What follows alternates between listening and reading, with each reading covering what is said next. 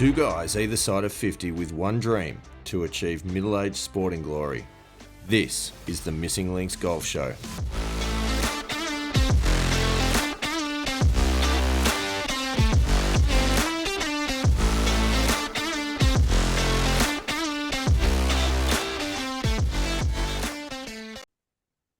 Pilgrims, here we go again. Andy Walker, welcome back to the Missing Links Golf Show. Wonderful to have you. Thanks, buddy. Looking forward to this episode. It's been a little while coming, and Bit of a different one. Yeah, topic that I think we're both very interested in, yet have not explored as yet on the show. That is particularly true. Bit of an obscure one. We've got a special guest joining us in this episode, a guest who reached out to us after hearing about our fantastic show and our great story. And as with many people, his reaction was, I need to be part of this. This just sounds amazing. So he sent us an email, and we're fortunate to get him on the show. And we're going to hear a little bit about that quirky topic of hypnosis. Andy Walker. Yes. And not the hypnosis that I think most people would be familiar with. But hypnosis is something that's been used by all the great, and well, not just great golfers, but a lot of great sportsmen and women over the past few years. So it's something that I've heard about, but in all honesty, know absolutely nothing about, apart from the hypnosis that you see up on stage in a show, which I'm pretty confident is not what we're talking about. Wouldn't it be fun if it is? Wouldn't it? Wouldn't it though? Like if we end up just, Andy Walker, when I click my fingers, you will go to sleep and you will wake up. I'll cluck like a chicken. Will you cluck like a chicken? Yeah, that is a good question. That is a good question. But no, it's an interesting one because obviously, we've delved a little bit, and as everyone would be aware, somewhat unsuccessfully into the world of meditation and mindfulness. This is probably along those lines, but taking it that step further with someone that's actually trained in the space. And yeah, I mean, I'm really interested to hear a little bit more about what the process is, what the benefits could be, all those sorts of things. So I'm curious to see where this conversation leads us. Andy Walker, Paul Salter is our guest's name, and he is looking to unstuck ourselves, I think is the phrase. Yes. So should be a lot of fun. Yeah, looking forward to it. Shall we cut to the chase and get him on the show? Yeah, let's dive in. All right, let's do it. It is a huge welcome to the Missing Links Golf Show to Paul Salter. Paul, thank you so much for joining us. Thank you both for having me. I'm excited for the conversation. Mate, this is very, very cool. As we mentioned in the intro, Paul reached out to us just a little while ago now via email, raising a topic that both of us have been a little bit curious about, a little bit nervous about, I think. And I think we probably both sit somewhere on the spectrum between believer and skeptic. I don't know. And I think that's probably fair to say that a lot of the pilgrims will be there somewhere. But Paul, maybe this would be the chance for you to jump in and tell us about who you are, what you do, what your business is all about, and how you might help golfers. Absolutely. So I am a mindset coach and hypnotherapist, and I specifically help a variety of high performers get unstuck and out of their own way so they can unlock their full potential. Now, specific to our beloved game of golf, the way I like to phrase it is the golf course is no shortage of physical hazards on the course. Where I come in is helping the individual golfer overcome both the mental and emotional hazards of their minds so that they can get unstuck from the proverbial bunker of poor performance and play to their potential. Nice. That's awesome. The proverbial bunker. I love it. I love it. So I can tell you personally, there's a few bunkers there at the moment. So I'm looking forward to this conversation. You're not alone. Trust me. Yeah, there's definitely a few bunkers. We were talking in our previous episode, which we aptly called the plateau of frustration, about the fact that both of us seem to have hit this level where they're different levels, bear in mind, but we've hit a level of development where we kind of have just stalled a little bit. Now, I don't know, is that mental? Is that physical? Is it a combination? Funnily enough, Andy, I was also thinking about this, that a lot of golfers crave consistency, and there we were just whinging about it in the last episode, but that's a discussion for another day. Yeah. But how does your approach, I think, Paul, sort of address those types of things? Like when you're kind of hitting that glass ceiling, I guess is what we're talking about. Yeah. So believe it or not, this is probably the most popular area or opportunity of growth I work on with my clients. And you think of clients who are already, the scratch golfers, even the plus 1, 2, and the handicaps and competitive golfers. What that glass ceiling is typically linked back to is a fear of success, is a collective feeling of feeling unworthy, undeserving, or incapable of getting to that next level. Now, you two and perhaps the listeners are thinking fear of success, that's backwards. I crave success. But the truth is, when it comes to breaking through that glass ceiling and ascending to the next level of success, it absolutely requires an identity change. What is our identity composed of? It's the words we use to speak to and about ourselves, our thoughts, our beliefs, our habits. That collectively influences our results, which shapes our identity. So the problem is, in order to make that leapfrog, to craft this new identity, as much success as that may come with, it may also come with pressure, with expectations, more attention, more being in the spotlight, more responsibilities that, to be frank, a part of you might not want at all. That might not be why you play the game of golf. And then second to that is when you make that big jump towards the next level of success, you run the risk of either being judged, abandoned, or rejected by your tribe, by your peer group. I call that the fear jar: fear of judgment, abandonment, and rejection. All of us human beings are wired with those three core fears because centuries and centuries ago, our ancestors died if they were ostracized or rejected by the tribe, whether it be starvation or saber-toothed tiger. Death was the literal likely outcome.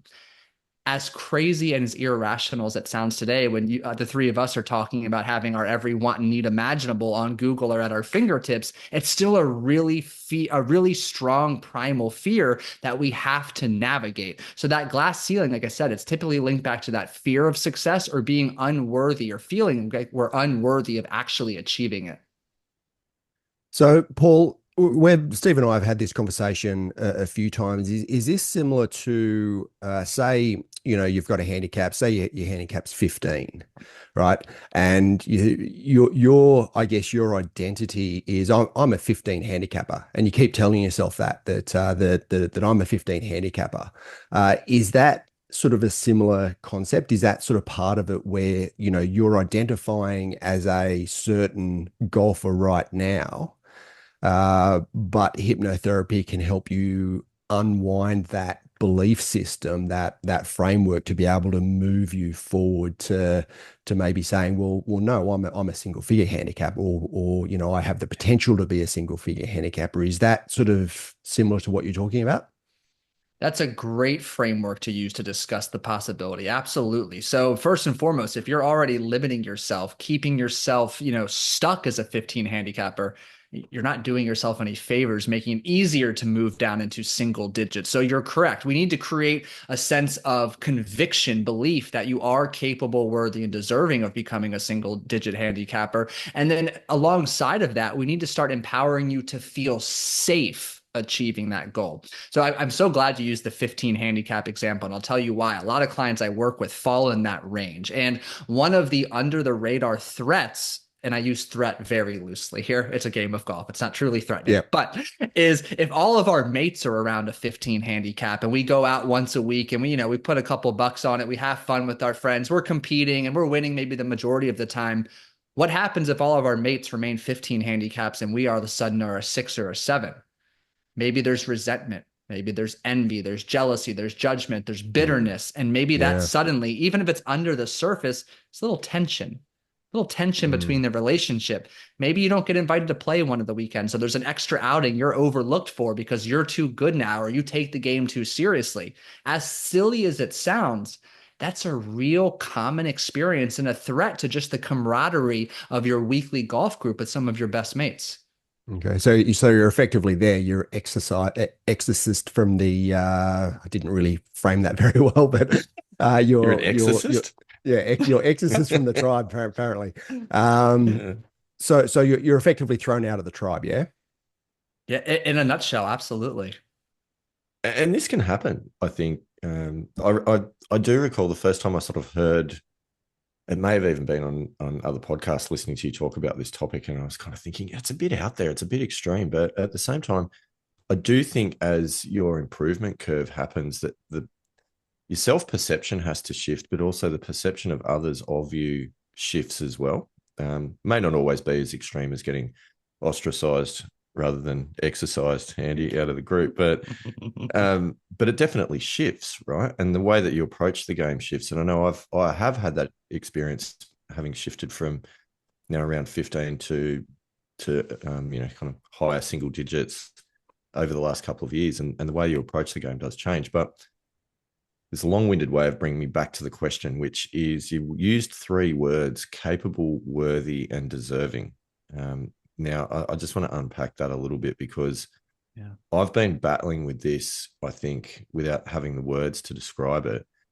In terms of improvement, I think I'm feeling capable, but I don't know if I'm feeling worthy, of getting down to sort of low single digits towards scratch. So that's a really interesting set of words. Maybe you can just talk about why you've chosen those and what they mean. Absolutely. So we think of, I like to liken the word confidence, or rather the experience and feeling of confidence, as kind of like the most powerful drug or experience we can ever really have. It's intoxicating. And you and I, the three of us, both know when we hit that golf ball in the sweet spot, we're hitting and playing confidently. Whew, I mean, there's rarely any other feelings that can really match that.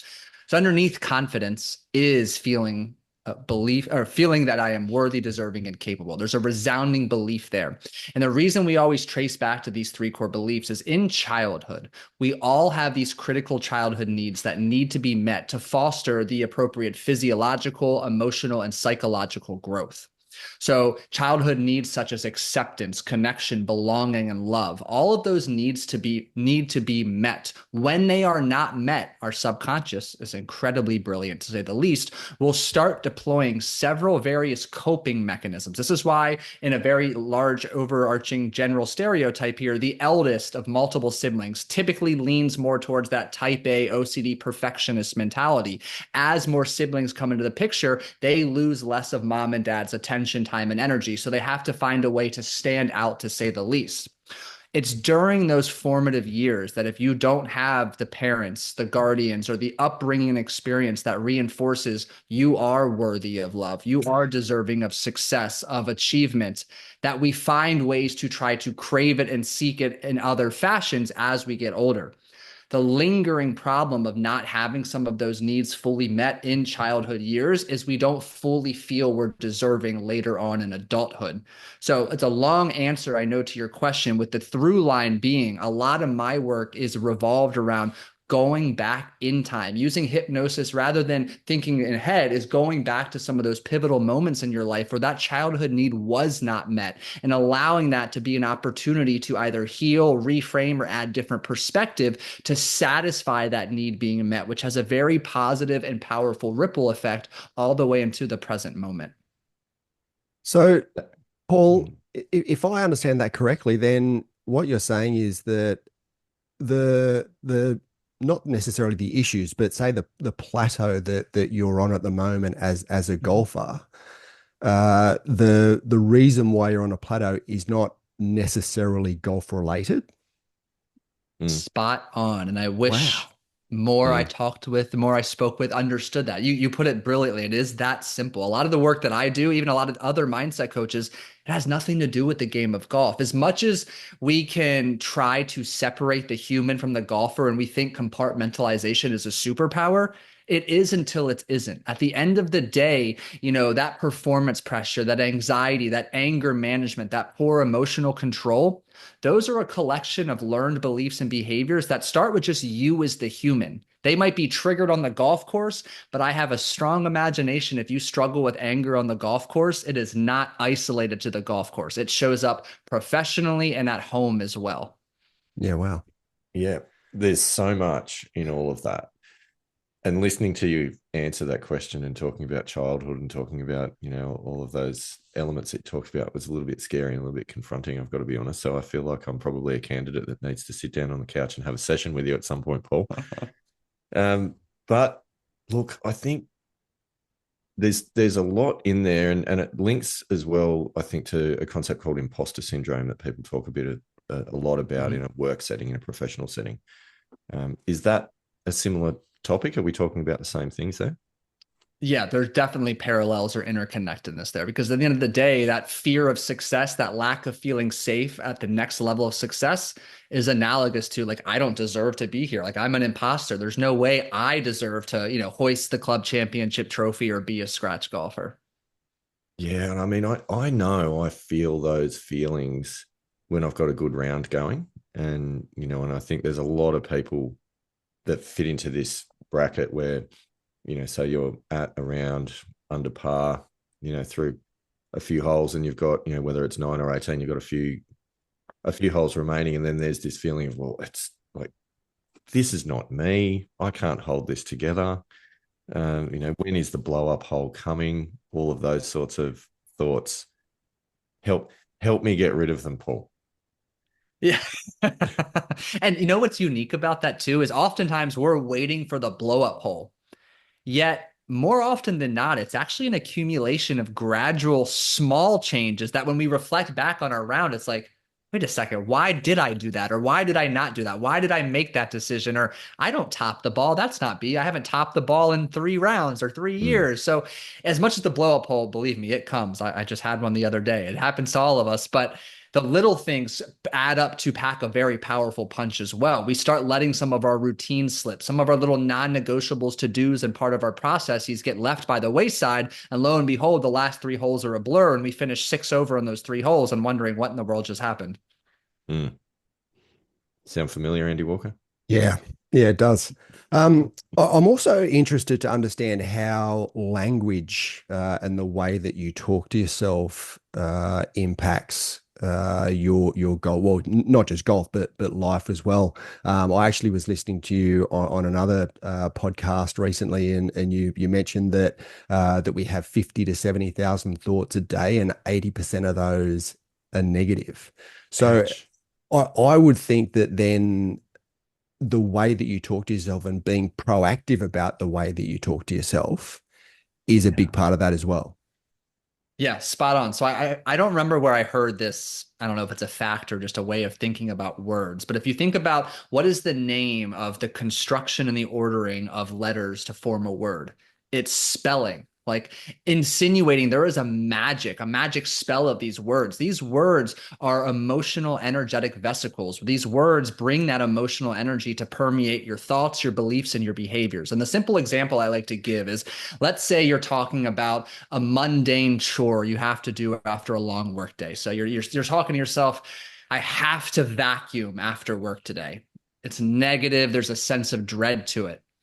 A simple word choice going from I have to I get to vacuum today. I mean, you heard my exaggerated tone change, my volume change, but that little word choice goes a long way in just reframing the entire emotional experience present. And if we extrapolate that into how we are talking to ourselves or about ourselves on and away from the golf course, all we're doing is creating an opportunity to send positive energy into our thoughts, which are reflected back to us in what we believe about ourselves, what we believe we are worthy, deserving, and capable of, which inspires us to take the right action to achieve our desired results. So in short, yeah, they are powerful as can be. Yeah. So coming back to sort of what Steve was talking about before about that worthiness, I would expect that the way that you're talking to yourself and changing that up to be, to have a better framework would certainly help with what Steve's working on.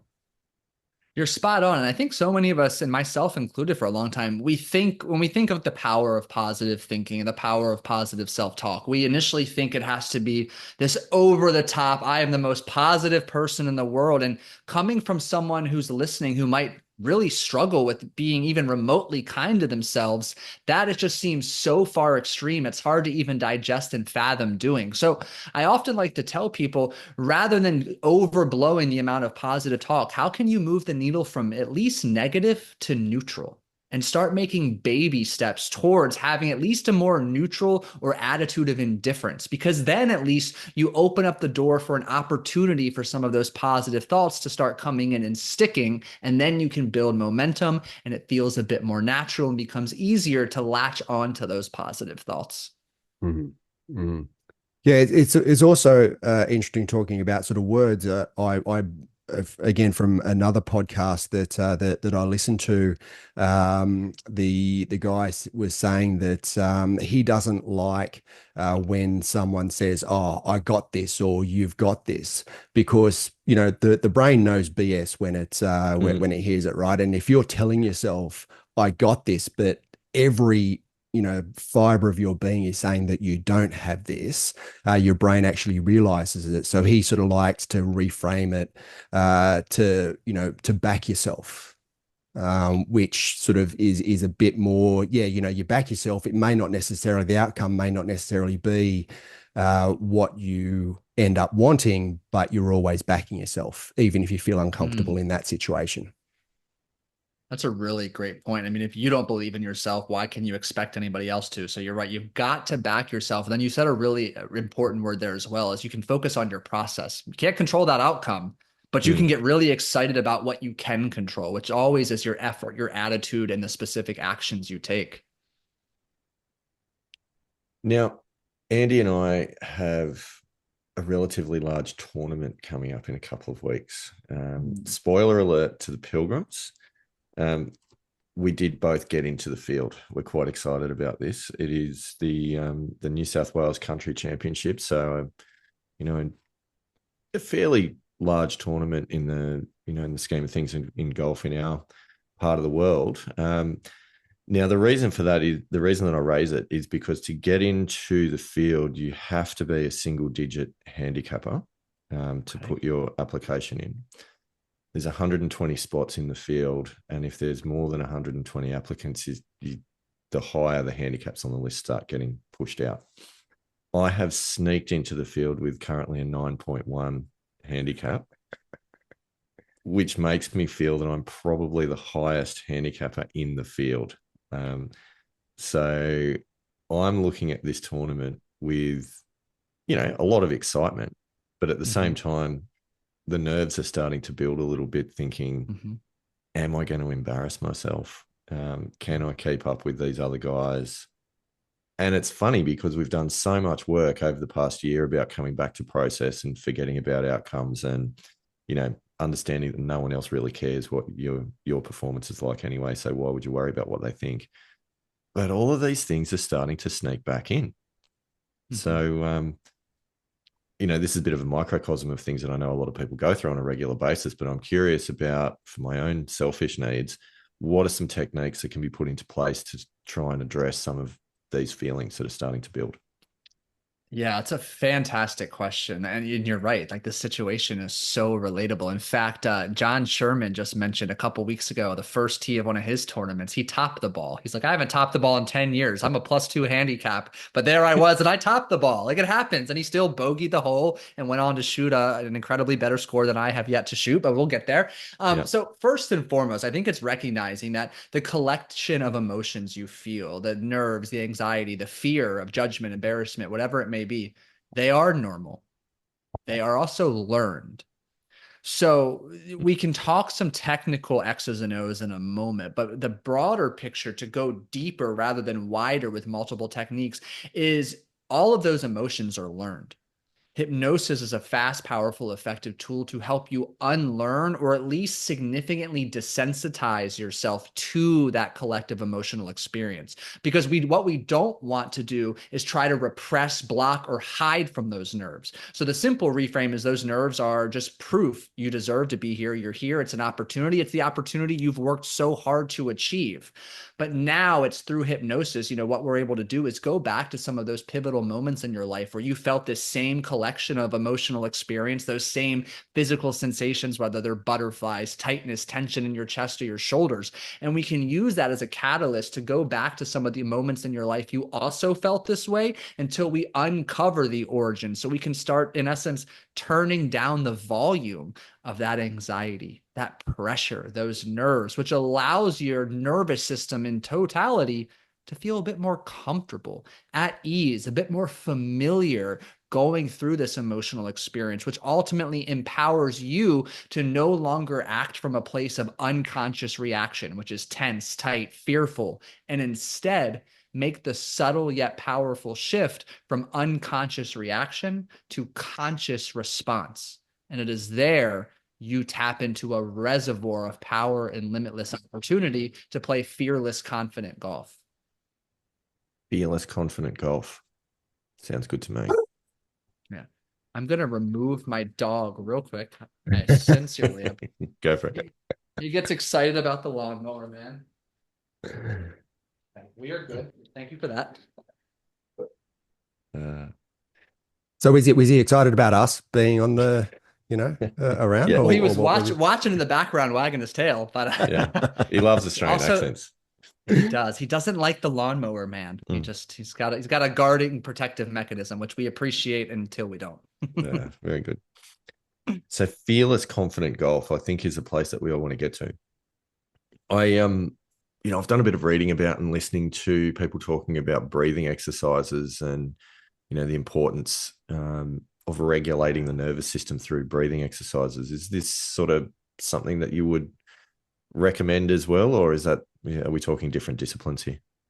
You're 100%. That is my go-to. It's one of the first things I teach every client I work with. You have to not only have a foundational understanding of your breath, the power that it possesses, but then also actionable confidence using your breath in certain moments. Because let's be frank, there's the side of the coin we're talking about when we're so nervous, we have to calm ourselves and bring our emotions down.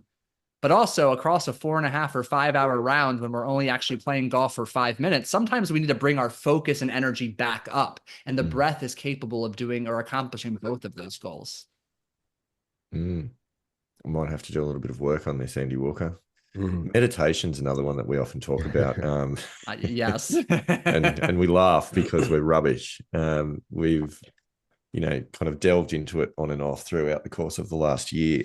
To be honest with you, Paul, we've struggled with seeing it through and with the feeling, I don't think this is unusual, but like the feeling of a bit of self-indulgence of actually saying, I'm going to sit in a quiet room for 5 minutes or 10 minutes and focus on not doing anything when there's so many competing priorities for my time that need, things that need to be addressed, be it family, be it work, be it, other things. Can we unpack this?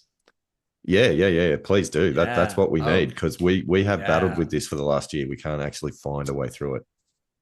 So there's so many. This is such a good common relatable example. Like, you're not alone there. I still struggle with this too. I mean, there's two angles I want to approach it. First and foremost, I'm curious, is there almost like a challenge or a resistance you feel making the time to stop and do nothing? Probably. Yeah. So you're first and foremost, not alone there. But at the end of the day, and you've likely heard this cliche before, but like, you're a human being, not a human doing. And so often, especially with social media and just society the way it is today, we're conditioned to go, go, go. We have to be doing, doing, doing. I once read or heard, I hope I don't butcher this, that the voice of the subconscious is silence. And if we think of our subconscious as home to our intuition, imagination, and creative source, it is when we actually slow down and be, and we achieve that quietude of nothingness, that we can truly connect with ourselves. I have struggled, and if you've ever listened to my podcast, I have struggled with this false sense of urgency my entire life, this need, this feeling like I have to always be doing something. It's not safe to slow down. And that's a little bit of what I might be hearing from you is that deep down, and again, it might sound silly talking about it on a conscious level now, but it doesn't feel safe to slow down, to stop what I'm doing because there's so many things to do. The moment I stop, I'm actually falling behind is kind of the general feeling. I'm curious, does that resonate with either one of you? Yeah, absolutely. Yeah, Absolutely. and certainly for me as well, it's also, and it's probably my own understanding where this comes from, is, you know, when I've tried to sit down and meditate and spend any time, you know, in that sort of silence, sort of mind space, I end up thinking, oh, I could be working on my short game here, like, you know, I could be going out and putting, you know, I could be working on my swing, you know. So and again, that's I get that's not silence. But I always, I guess, my mind, my subconscious questions, you know, how, you know, in my limited time, how worthwhile it is to be spending time on this rather than doing, I guess, is my probably my greatest sort of area that I should be working on. So consider this.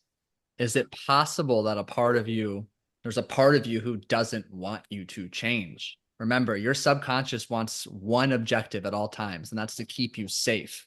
If all of a sudden you became this master at meditation, that would require a significant identity change. It might wield a limitless amount of new value, benefits, and opportunities for you.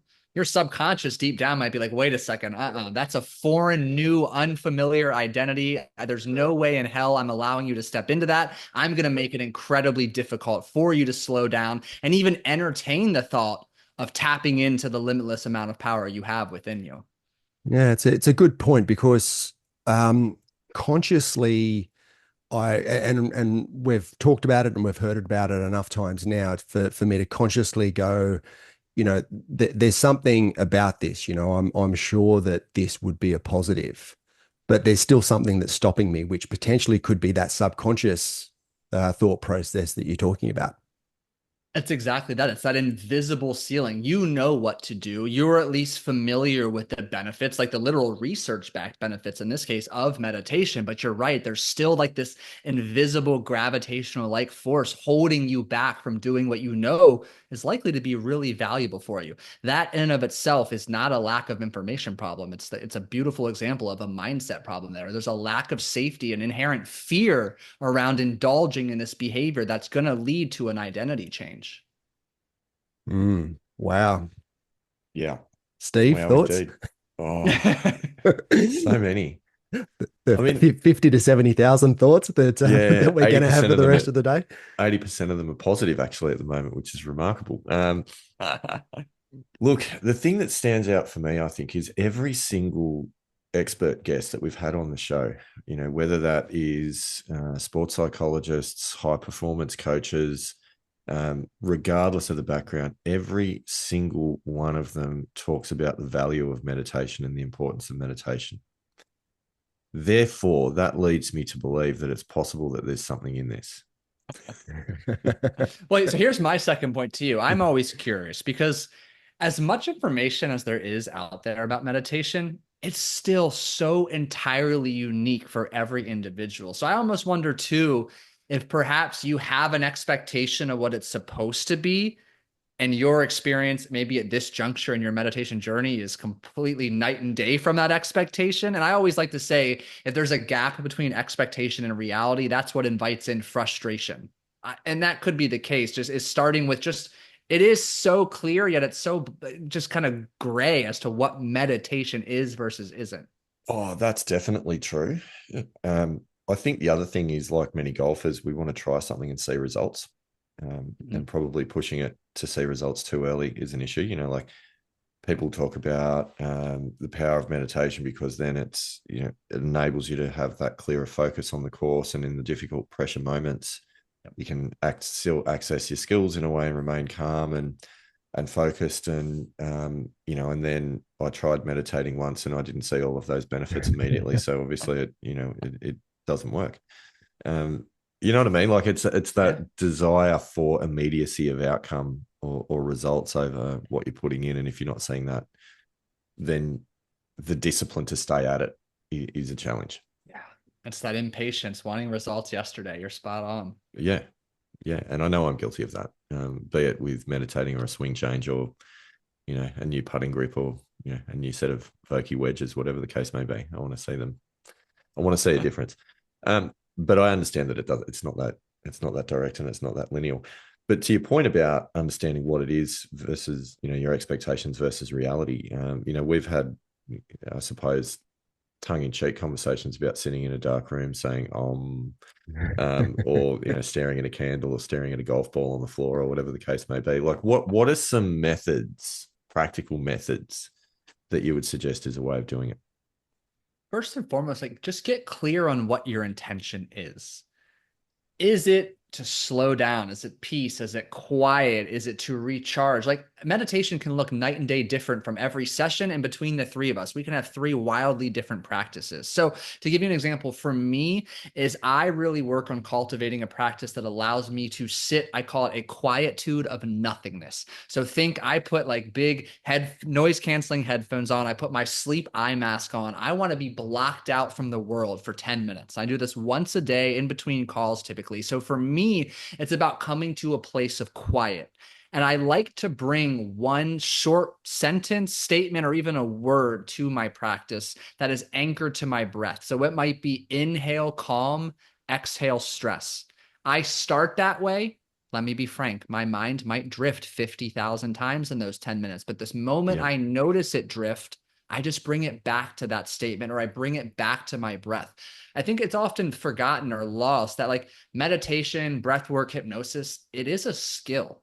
And like swinging a golf club, it takes repetition. So if we think about anchoring in our breath or like a positive affirmation while we're in this meditative state, sooner or later through repetition, you're going to start catching your mind drifting a little bit earlier. You're going to have a little bit easier of a time getting back to that focused intention. And in time, the whole experience will feel easier and more rejuvenative for you. Part of it as well is you talk about your mind drifting when you sit down to meditate. And, you know, I think both of us are, you know, really struggle with that. I'll drift into to-do lists and the conversations that have happened during the day and all of the other things that should have been said that weren't said, and the, you know, the pressure of all the tasks that are floating on it. And then you kind of, you know, can say, no, stop it. I'm supposed to be clearing the mind and not thinking about anything. And then getting cranky at myself for my inability to clear my mind and starting to feel like I'm a failure who is not good at meditating. So let's add that to the list of things I can't do. Let's go and hit balls now. Yeah. I'm not good at meditation. You know what I mean? I'm good at the range. I can focus there. Let's go and hit balls. I'm good at doing. I'm not good at being. So it kind of snowballs. Like, how do we deal? Well, first of all, oh man, so many points I want to share this. You bring up such a relatable point for myself and everybody listening. Like doing is often a coping mechanism for fear of being. Absolutely, it is. I'm happy to acknowledge that, and it's really effective. It totally is. Now, with that said, I'm trying to think the angle I want to go. So if you notice this discomfort, this resistance, and you're fighting these thoughts, a little hack, if you will, is the subconscious doesn't register or recognize the word no. So if you say, don't focus, don't do that, it just hears do that. I mean, we've all heard the cliche, like, don't think of that pink elephant riding a unicycle. Well, now we're all picturing that pink elephant riding a unicycle. So that, again, coming back to our earlier conversation around word choice, that's an important fact too. So we just have to acknowledge that the way the subconscious works and kind of hears and transmits information. But then when we go back to that silent state, it's just accepting where you are. I think oftentimes people hear like, go meditate for 30 minutes a day. Well, if you can't meditate for 30 seconds, why are you starting with 30 minutes? I have some of my clients start in 1-minute intervals. Set a timer on your phone. Start building easy wins. Those quick wins build momentum. They bolster confidence. And the fastest, most effective way to build confidence in any new skill is to make a commitment to an action step and to actually follow through on it. So I have an imagination, you could sit here and be like, yes, I can commit to meditating for 1 minute a day. You do that for 10 days in a row. I also have an imagination. You're going to feel pretty confident about meditating for 2 minutes a day. And then we do that for a period of time. So it's setting yourself up for success to get a lot of easy wins, to build that confidence quickly so you can ride that positive snowball effect, the upward spiral, to now anchoring it into a part of who you are, a part of your daily practice. Even if it never surpasses 3 minutes, it's powerful and effective for you. Andy Walker, can you do 1 minute a day, do you think? Can you squeeze that into your busy schedule? Oh, maybe I can give it a crack at least. One thing I'd like to ask Paulie is that because we've talked about the difference between active meditation and passive meditation, because one of the things that I do when I'm going out and walking my dog is that I do try and incorporate some meditation in that, take him out for sort of 20 minutes in the morning. Is there a benefit to passive meditation over active meditation, or what's, because I struggle with the passive meditation. Active meditation, no problem at all. Of course, I'm doing something, right? Yeah, you're doing. So if you can just maybe give me a little bit of a framework as to what the benefits of one over the other. It's interesting. A man named Joseph Campbell, famous author, once said that all of life is a meditation. I don't have any more wisdom to share on par with that, but I thought it was timely and noteworthy to share here. Because if we think about it, what's underneath meditation? It's an intention to be present in the moment. And sometimes we need a rhythmic activity or a vibrant sensory experience. You think walking, running can be meditative. You think walking out in nature with your dog, you have all of your senses are heightened, the beautiful sounds, sights, colors, whatever it may be. So both aspects are valuable. Let's be very clear there. I think we're all in agreement there. I think really it's just finding what works best for you. I don't think there's ever a wrong way to do it. It all comes back to what is the intention?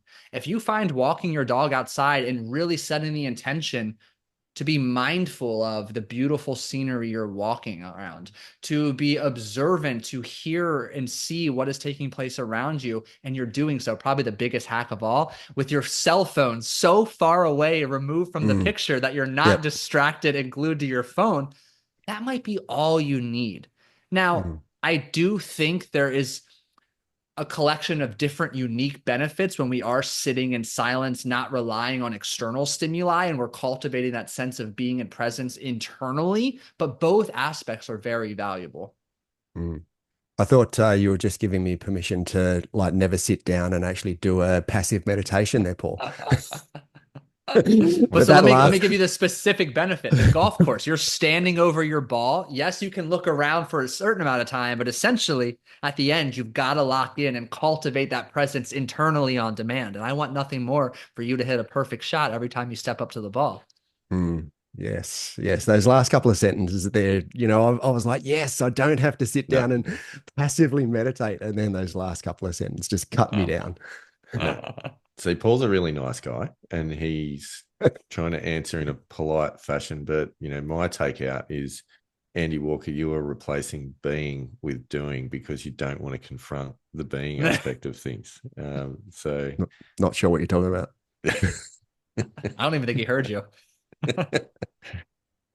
Look, we're honest with each other, Paul. I think that's the beauty of this relationship.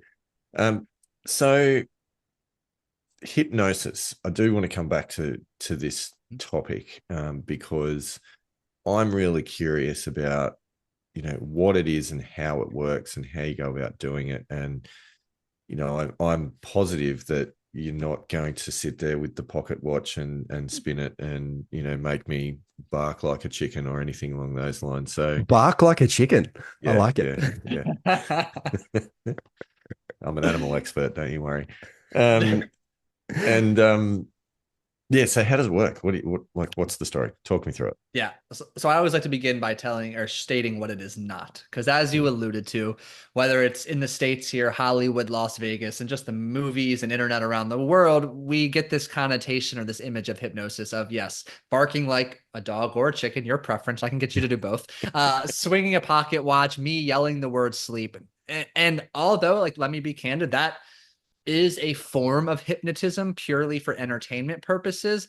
It is unlike anything you and I or any of my clients do. Hypnosis is not mind control. It is not brainwashing. You do not surrender your deepest, darkest secrets. I don't put you asleep. Every step of the way, if you are a client right now, you are awake, you are alert, you are conscious, you are in control. So the way I define hypnosis is a state of deep relaxation with the intention to make a positive change. The under the radar piece of information about hypnosis, it's a safe, natural state of mind that every single one of us and every single listener has already been in probably multiple times per day. Hypnosis is characterized by the type of brain waves you are producing in any given moment. And when we primarily produce what are known as theta brain waves, that is that period or that collective state of hypnosis. It's the same state we are all in when we transition from sleeping to waking, when we are caught up in our favorite book, lost in our favorite TV show, or when we are in that intoxicating flow state on the golf course. Those are all periods of hypnosis. Now, the magic, if you will, the beauty, the power of hypnosis lies in two big benefits we achieve in that deeply relaxed state. Number one is in that relaxed state, we are able to bypass the critical factor of our conscious mind. All of us have that internal critic that says, Paul, you suck. Paul, that'll never work. Paul, why bother? In hypnosis, we can sidestep all of that noise and negativity. And then two, we're able to connect directly with your subconscious mind, which is home to, like I shared earlier, your imagination, your intuition, and your creative power.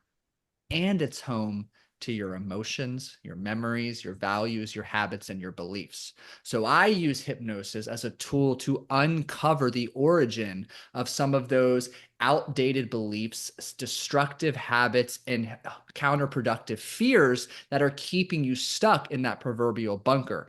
And hypnosis allows us to not only uncover the origin of those beliefs and behaviors, but allows us to begin unlearning them or upgrading them so that now your collection of beliefs and behaviors is in alignment with the identity of you that is necessary to break through that glass ceiling.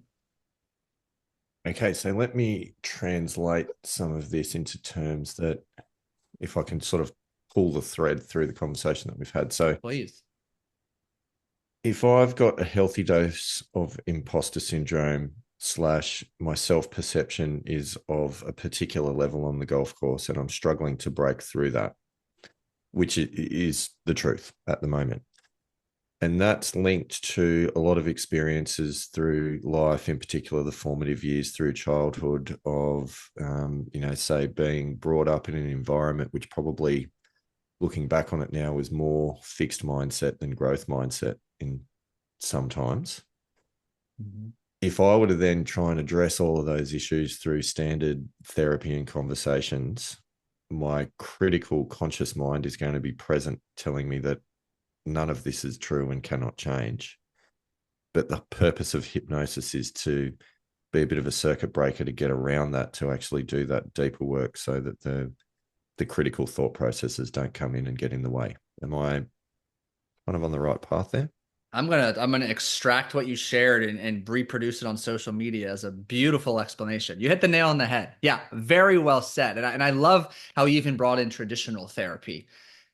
Because that's a commonly explored route. And I'll be candid, traditional therapy has been very valuable and beneficial for me in certain areas of my life. But when it comes to really achieving fast, deep-rooted, lasting, effective change, traditional therapy can be costly from a financial perspective, but also a time perspective, because at the end of the day, traditional therapy is having a conversation in a conscious state of mind that only reinforces or re-ingrains some of the neural pathways responsible for the negative thinking, feeling, and behaving.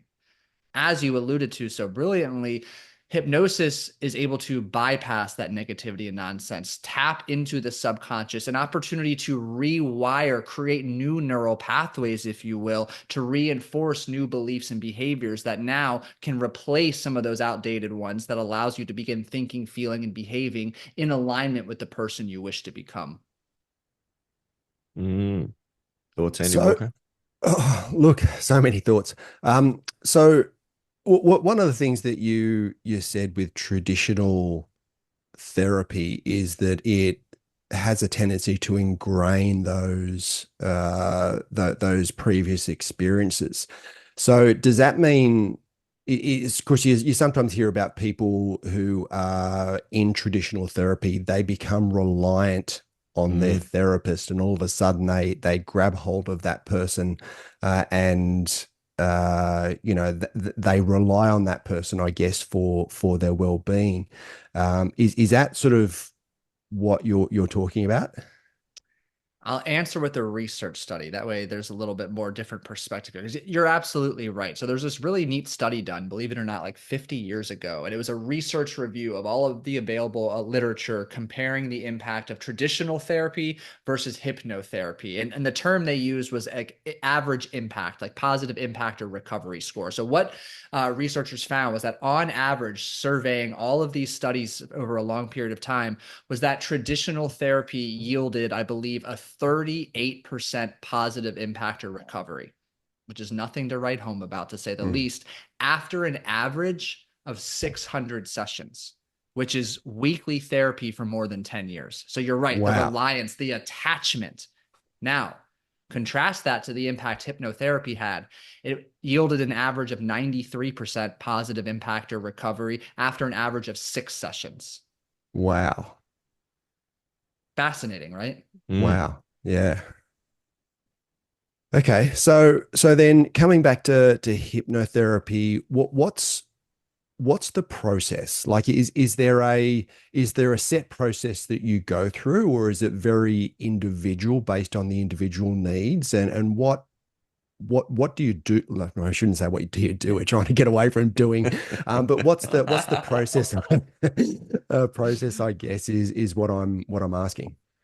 Yeah, well, I mean, Andy, all we do is just sit and be together for an hour. That's it. No. No, so Um, um, exactly.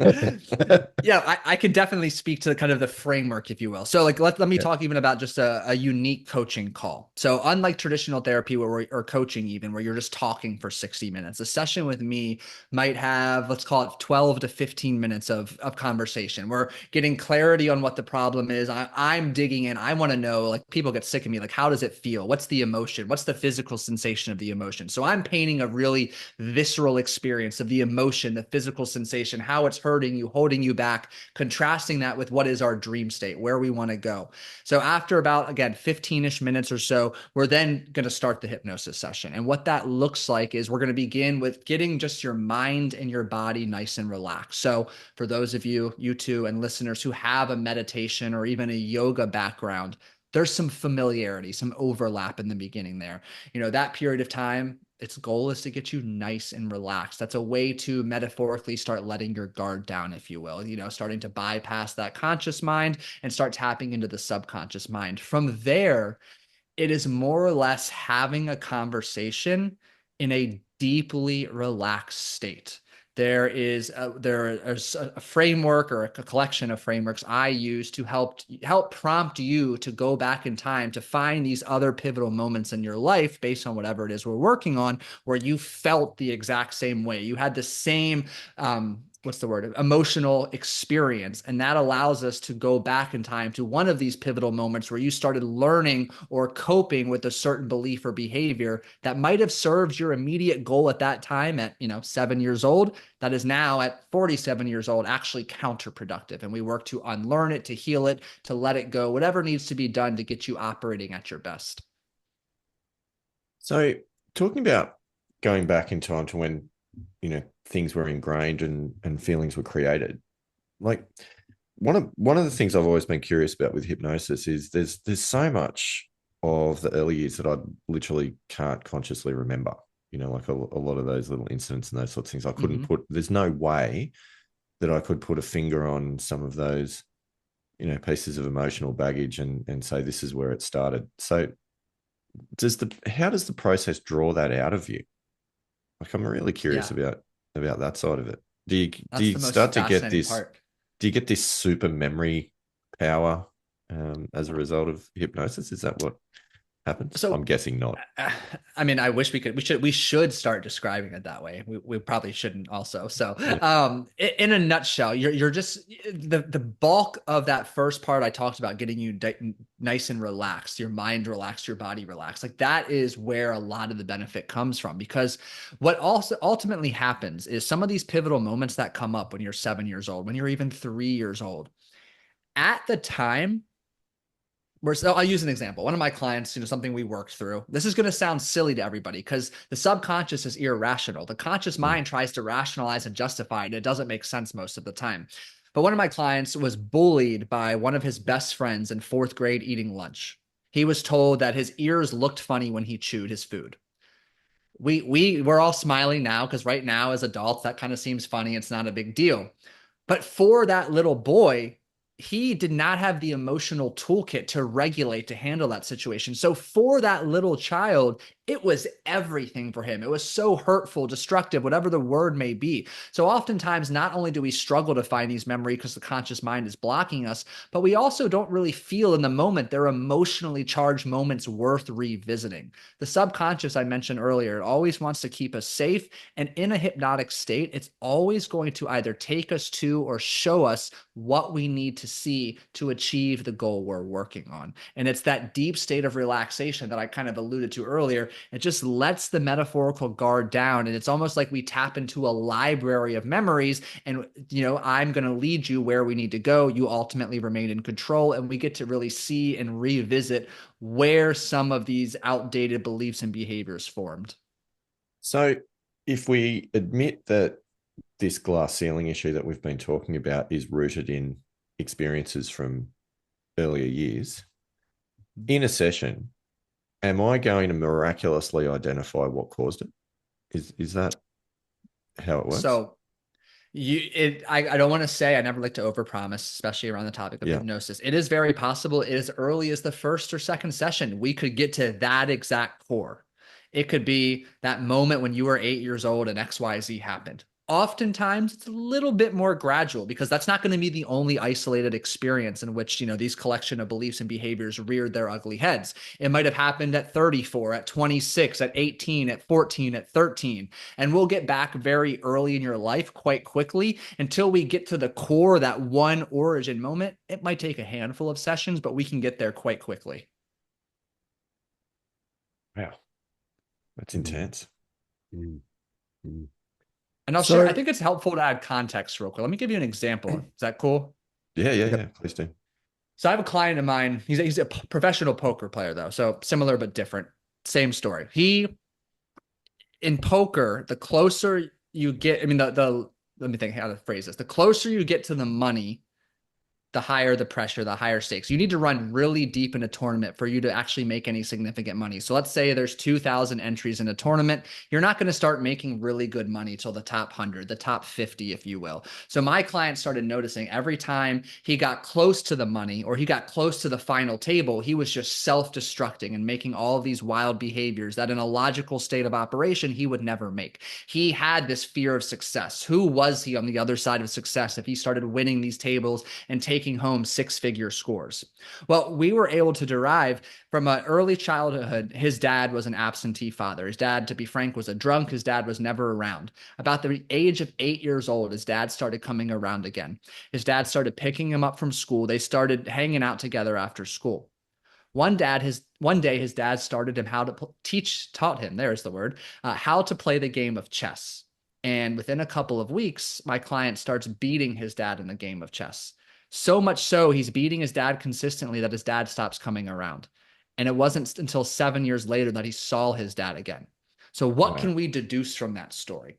That little boy more or less formed a belief. It's not safe to either win. It's not safe to succeed, because at 8 years old, I started winning and I lost my dad.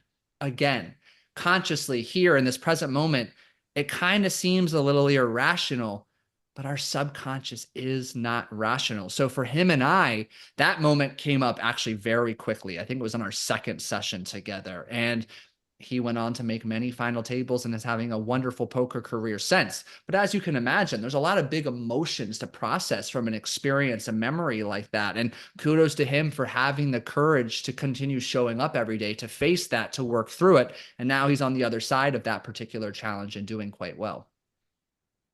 That's an extreme example. I think, you know what this is making me think of? We come into this as humans that are pretty self-centered normally. And so I think, all of our conversation's been about us and, how we might unpack our own childhood and the ways in that, the experiences that we had when we were younger have framed who we are today. You've got me thinking about, as dads, we're both dads with two kids of similar ages. What are we doing to screw our own kids up that we don't even realize? You're not alone. So I have my first little one on the way. Could be any day, any week now.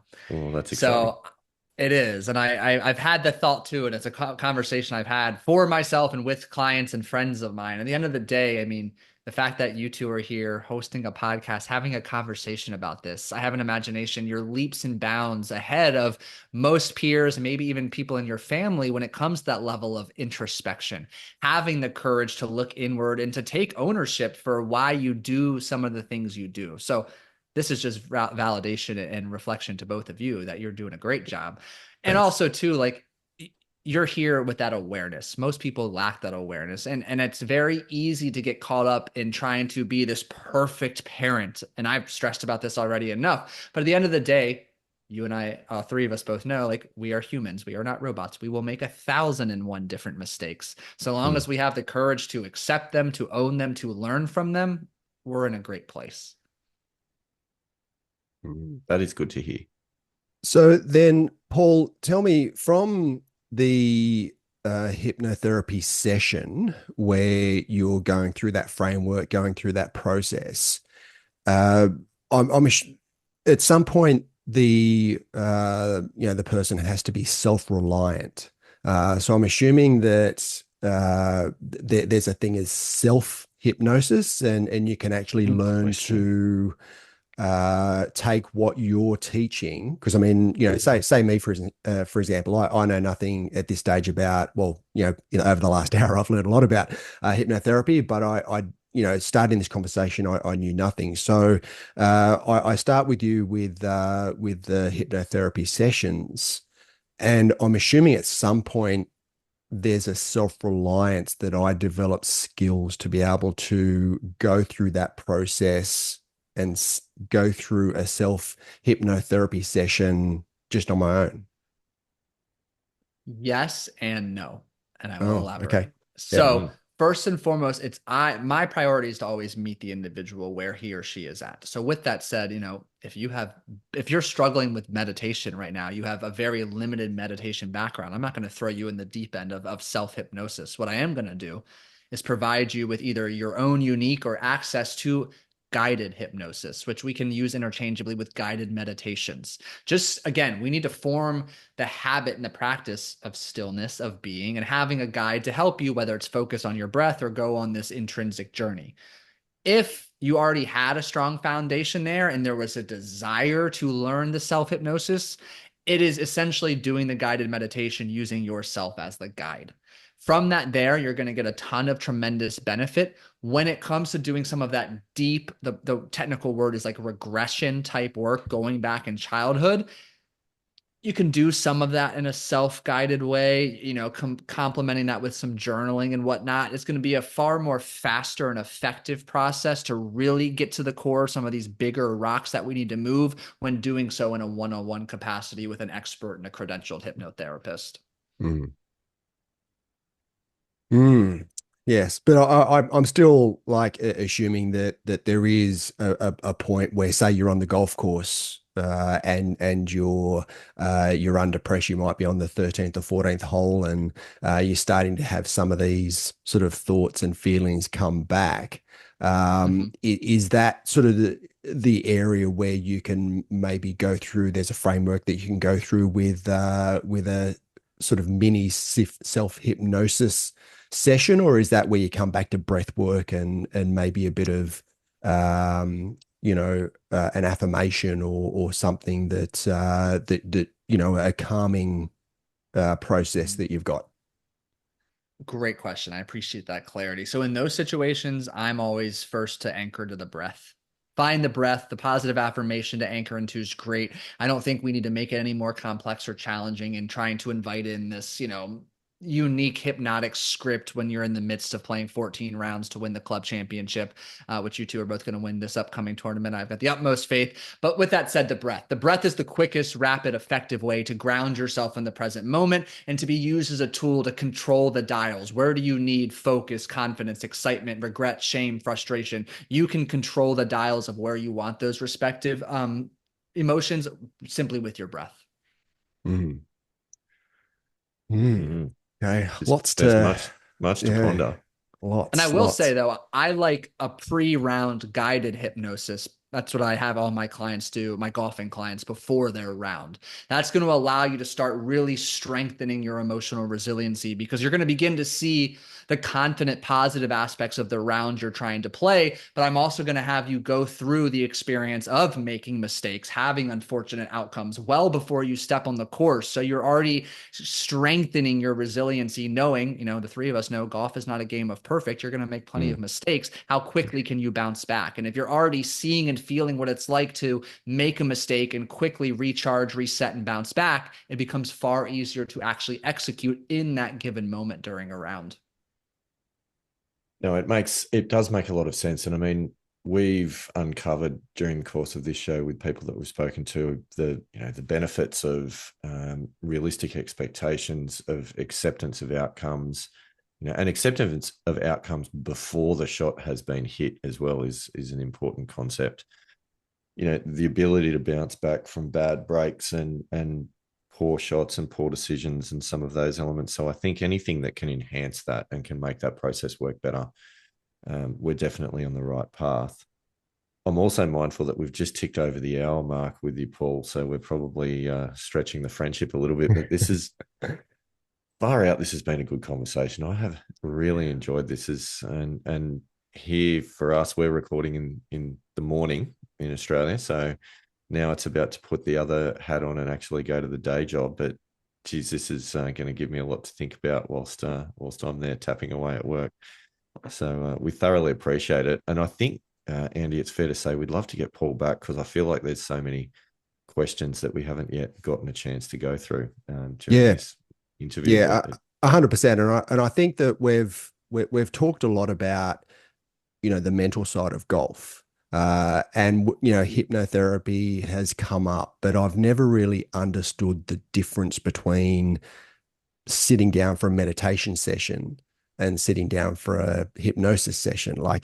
But you know, it's a really interesting sort of concept of actually understanding that your issues on the golf course aren't necessarily golf related. That to me is a really, I guess, a bit of a light bulb moment in my understanding of perhaps where I'm at on the golf course.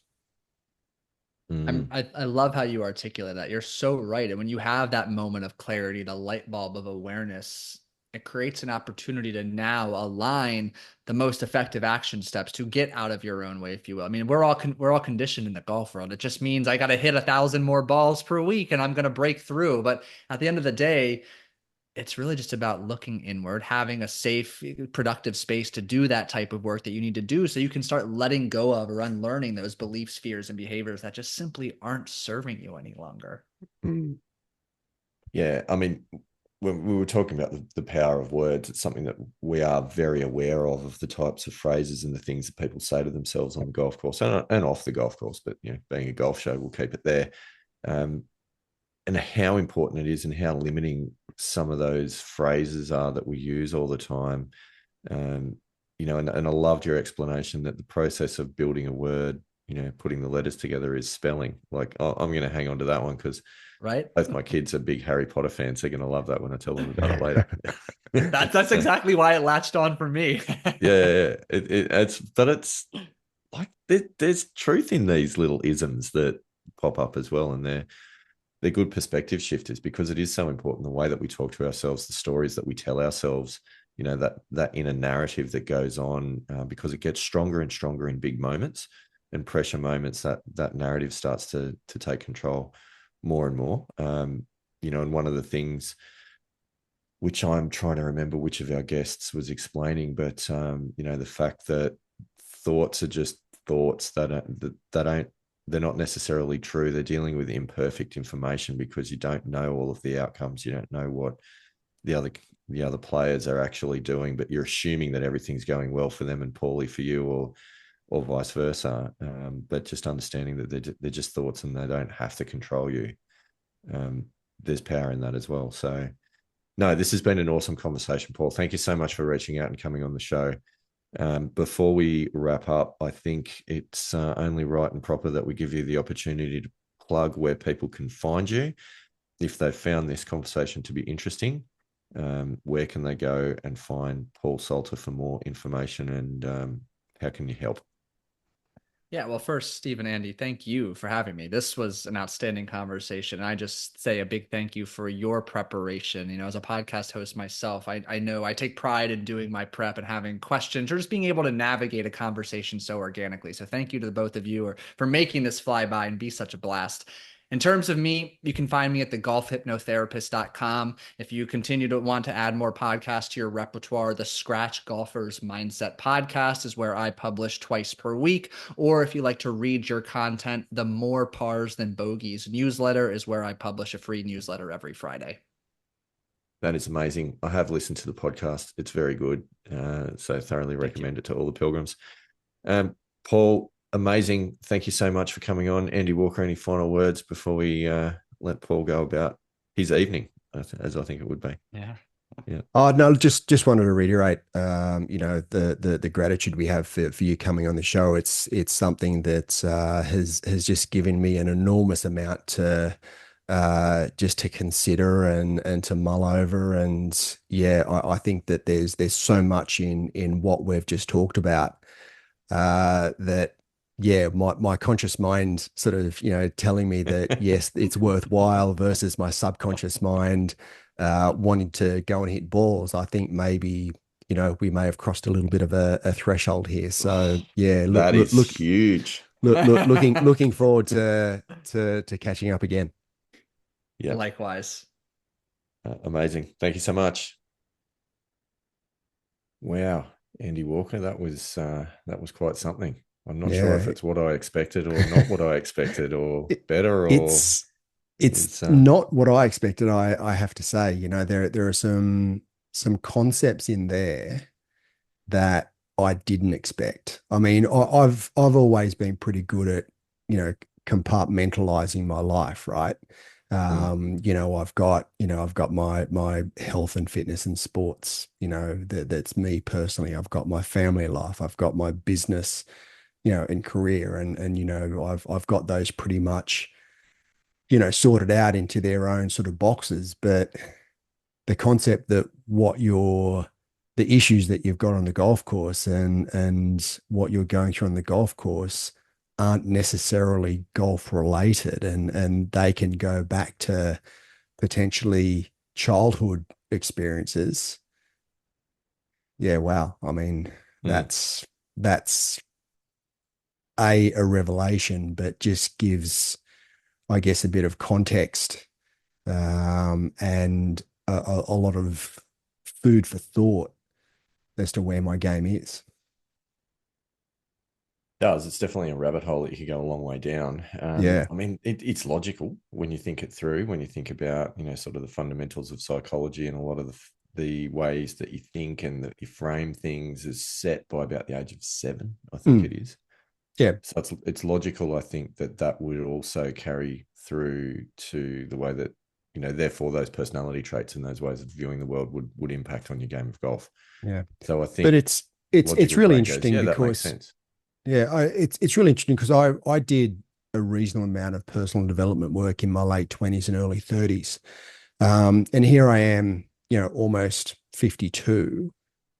And for me still to look at that and go, okay, well, perhaps, a lot of the challenges and things that I'm experiencing on the golf course, even though I've been through this personal development journey, still relate to some subconscious experiences that I had as a, whether it be a, you know, young child or teenager, or Mm, mm. it's a pretty, yeah, you could go down a rabbit hole with it.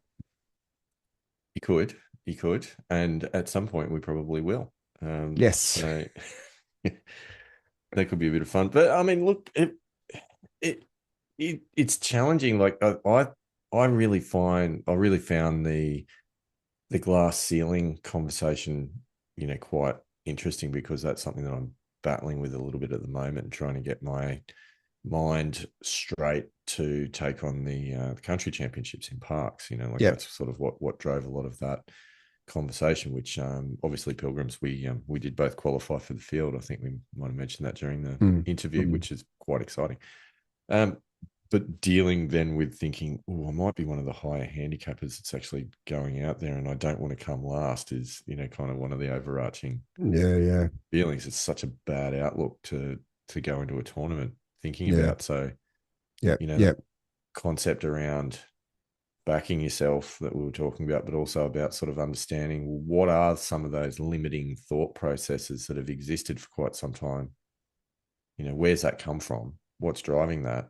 mm, And what can I do about that? And what can I do about that in 2.5 weeks, yeah, to yeah. try and deal with the situation before it, Mm. before Well, we have to step out there. we did have that conversation earlier in the week, around the imposter syndrome, Yeah. and that was before we had this interview with Paul Salter, and at that stage we talked about that whole, you got this versus back yourself, Yeah. and because I've tried to frame it in that way, in that, not say to myself, you've got this. I've always tried to go, okay, well, you've done the work. Okay. I've put the hours in, I've qualified for, whether it be the New South Wales Country Championships, or whatever endeavor in life. Mm. Okay. I deserve to be here. So back yourself, which is sort of a Yeah. reframing of where you're at, but it has taken a fair bit of intentional work for me to have that outlook. And it's a good outlook. It's definitely one that I'm working on borrowing for the next month, because it's that, that feeling of worthiness, Yeah. to take that on. So that's the challenge. And you've got to do that, and you've got to find an authentic way of doing that. Yes. That's not fake cheerleader self-talk, because our brains just see through that in about 5 seconds flat. So Yeah. Correct. I think that's the challenge. So, but yeah, very, very well timed conversation. Paul Salter, thanks for coming on to the show. And Pilgrims, we will drop all of the contact details of how you can get in contact with Paul, check out his material, check out his website, and whatnot in the show notes, because I think there's a lot of really, really good value in there for everyone. Certainly for us, we'll be delving Yep. into it, and add that to the list of very insightful people to talk to after, the likes of Neil Smith, Michael Leonard, John Weir, John Sherman, even the great man himself, Scotty Fisher. So Yep. Yeah. Well, it's interesting. I might have a chat to give him a call over the next couple of days, just to see how he feels about hypnotherapy, and if he's ever sort of delved into that field. That'd be a interesting line of conversation with him. it most certainly would be. That Mm, would be fantastic. But yeah, anyway, I thoroughly enjoyed it. It's blown me away. There's so much to think about, so much to mm. unpack. And I think that's an interview to listen to on a number of occasions, to try and just make sure we really absorb all that fantastic information. Yeah. Yeah. And I think we both can say that at some stage we'll both engage Paul, and at least, go through a couple of sessions with him, just to see where it leads. I mean, Yep. I think there's so much good that can come out of it. And not just on the golf course, I think in life in general. Uh, I think there's a lot there that, a lot of benefits that I think that it's really a must do. Mm. No, without a doubt. Without a doubt. All right, Andy Walker, is there any other parting thoughts before we wrap this one up and let the pilgrims get about their day? No, look, I've had a lot of fun. Awesome conversation. Yeah, Paul's a great guy, and yeah, looking forward to delving into it. So there's really only one thing left to do, Which and that is is to rock on, pilgrims.